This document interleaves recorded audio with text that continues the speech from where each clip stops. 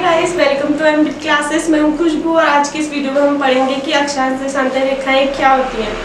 ठीक है, तो सबसे पहले बात करते हैं अक्षांश रेखाओं की। जो ग्लोब पे काल्पनिक रेखाएं खींची होती हैं उसको हम बोलते हैं अक्षांश रेखाएं। यानी कि जो ग्लोब पे जो काल्पनिक रेखाएं तिरछी खींची जाती है, मतलब क्षैतिज रूप से ऐसे खींची जाती है, उसको हम बोलते हैं अक्षांश रेखाएं। यानी कि ये हमारा एक ग्लोब है और ये जो तिरछी रेखाएं हैं इनको हम बोलते हैं अक्षांश रेखाएं। ठीक है, और जो सबसे बीच वाली रेखा होती है उसको हम बोलते हैं 0 डिग्री लाइन या भूमध्य रेखा। भूमध्य रेखा और विषुवत रेखा। विषुवत रेखा। और जो उसके उत्तर साइड में 23.5 डिग्री वाली रेखा होती है उसको हम बोलते हैं कर्क रेखा। कर्क रेखा, ये वाली रेखा जो होगी 23.5 डिग्री उसको बोलेंगे कर्क रेखा। और जो ये 23.5 डिग्री साउथ में रेखा होगी उसको बोलेंगे हम मकर रेखा। ये वाली रेखा मकर रेखा। ठीक है, और उसी के बाद जो ये वाली रेखा है ये होती है हमारे 66.5 डिग्री नॉर्थ में, उसको हम बोलेंगे आर्कटिक रेखा। आर्कटिक रेखा। और जो यही वाली 66.5 डिग्री साउथ में होगा उसको हम बोलेंगे अटलांटिक अंटार्कटिक रेखा।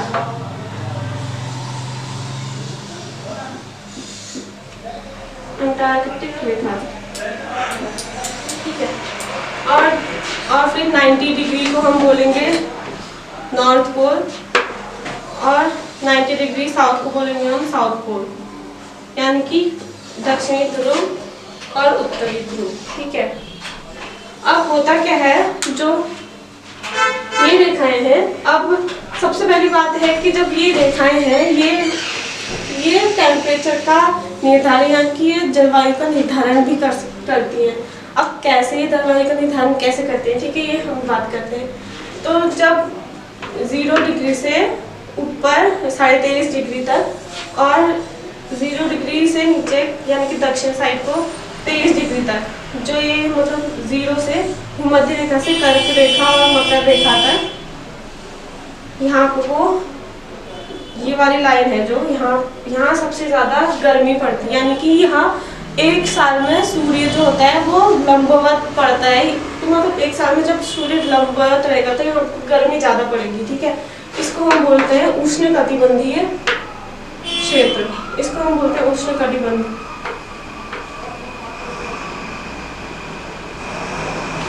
उष्णकटिबंध। ठीक है, और जो ये 23.5 डिग्री से 66 डिग्री वाला एरिया है इसको हम बोलते हैं शीतोष्ण कटिबंध। शीतोष्ण कटिबंध। ठीक है, दक्षिण में भी वही होगा कि जो 23.5 से 66 डिग्री वाला एरिया है उसको हम बोलेंगे शीतोष्ण कटिबंध। ठीक है, और जो ये वाला जो 66.5 से ऊपर को होगा, मतलब 66.5 डिग्री से ऊपर को जब हम 90 डिग्री तक जाएंगे तो उस एरिया को हम बोलेंगे शीत कटिबंध। दोनों साइड ऐसे ही होता है। ठीक है, नीचे दक्षिण साइड में भी इसको शीत कटिबंध बोलेंगे। अब उष्ण कटिबंध क्या होता है? उष्ण कटिबंध होता है कि जब जिस क्षेत्र में ज्यादा गर्मी पड़ेगी, ठीक है, यहाँ मतलब ज्यादा गर्मी क्या, ज्यादा सब चीज पड़ेगा। जैसे सूर्य का प्रकाश आपको ज्यादा पड़ेगा, लंबवत रहेगा तो यहाँ आपको गर्मी ज्यादा पड़ेगी।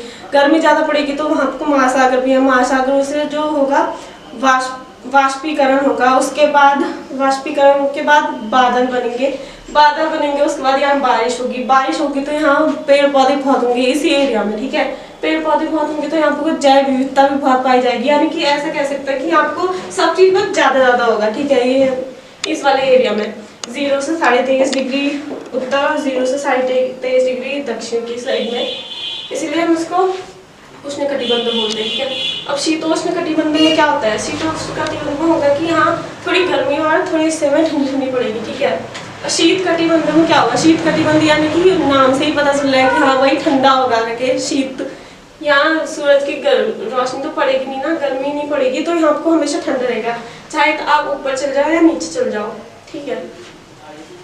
और अब हम बात करेंगे कि जो रेखाएं होती हैं, ये जो अक्षांश रेखाएं होती हैं वो कितनी होती हैं, ठीक है।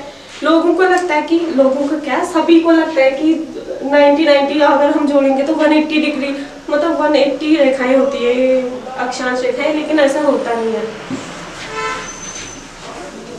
ठीक है।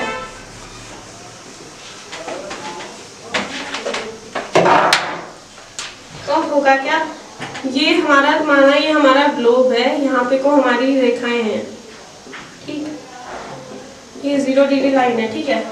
तो 90 + 90 तो होता है 180, ठीक है, 180, लेकिन ये रेखाएं 180 नहीं होंगी, ये रेखाएं होंगी 181, क्योंकि जो बीच वाली रेखा है, जो हमारी 0 डिग्री लाइन है, उसको भी हम जोड़ेंगे ना, तो +=181, तो यानी कि जो अक्षांश रेखाएं होंगी वो 181 होती है, मतलब कुल अक्षांश रेखाएं जो 181 होती है, ठीक है।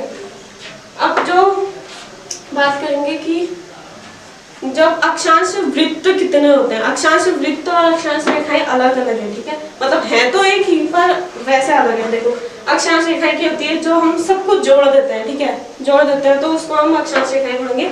अक्षांश वृत्त क्या होते हैं, जो ये गोले गोले होते हैं ना, इसको हम मतलब बोलते सेम ही है, अक्षांश रेखाएं अक्षांश वृत्त एक ही है, लेकिन जो अक्षांश वृत्त होते हैं वो 179 होते हैं।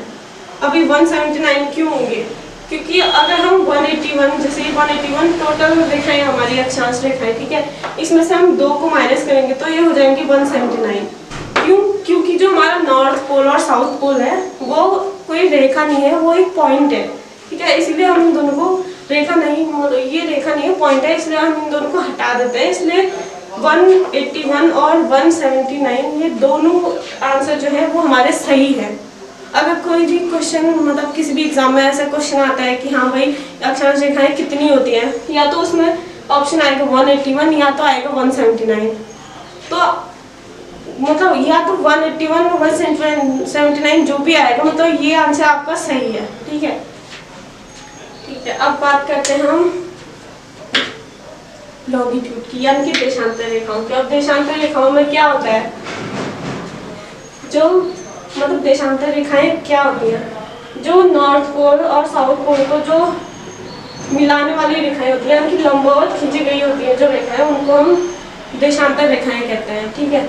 यानी कि जो ऐसे सीधी खड़ी खींची गई होती हैं उनको हम देशांतर रेखाएं बोलते हैं। अब ये देशांतर रेखा से होता क्या है, देशांतर रेखा से जैसे कि अक्षांश रेखाओं से तो हमारा टेम्परेचर निर्धारण हो रहा है, तापमान निर्धारित होता था कि मतलब हाँ कि टेम्परेचर उसमें बढ़ता है, इसलिए, ठीक है।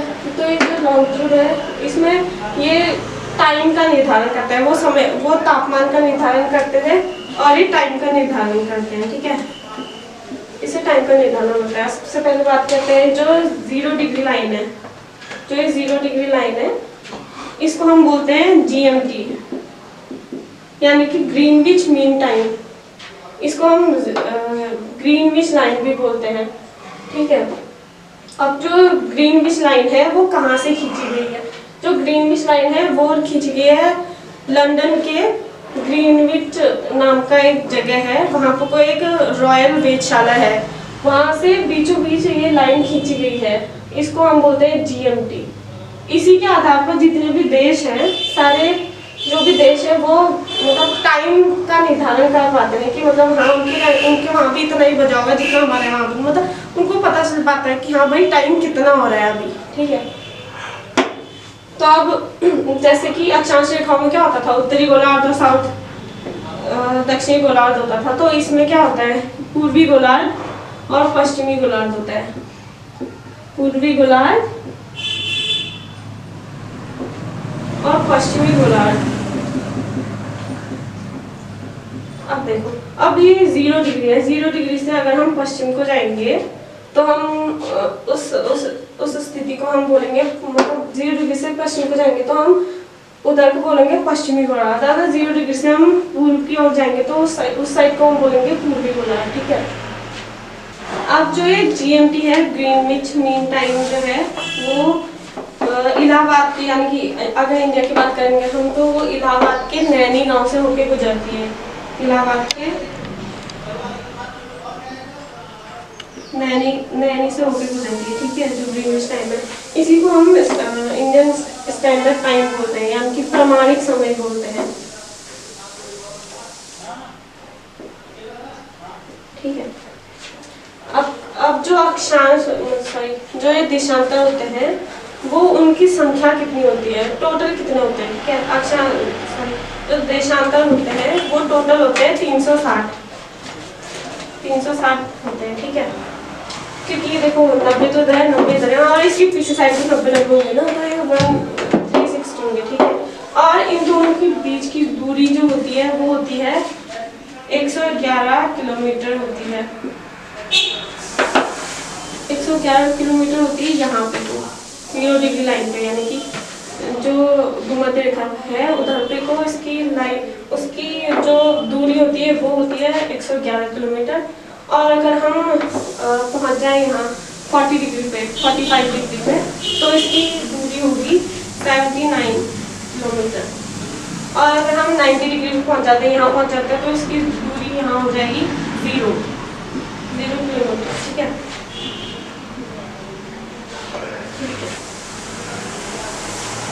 और हम ऐसे में अक्षांश की बात करते हैं, तो अक्षांश